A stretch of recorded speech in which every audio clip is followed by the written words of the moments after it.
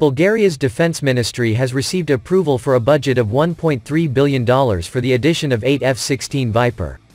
This was confirmed by Bulgaria's interim defense minister, Dimitar Stoyanov, after the US approved the purchase of the second batch of F-16 Viper in April this year. With the new batch, Bulgaria will replace the aging Soviet MiG-29 fighter jets which are currently in service with the Bulgarian Air Force. With this addition, the Bulgarian Air Force will in total get the following 16 F-16 Viper.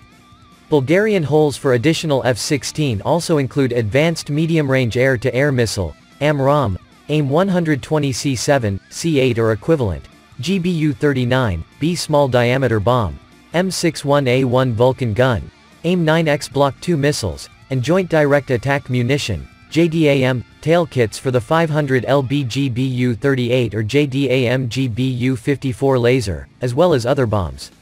According to an earlier U.S. State Department report, Bulgaria applied for the purchase of 4 F-16C Block 70 and 4 F-16D Block 70 aircraft.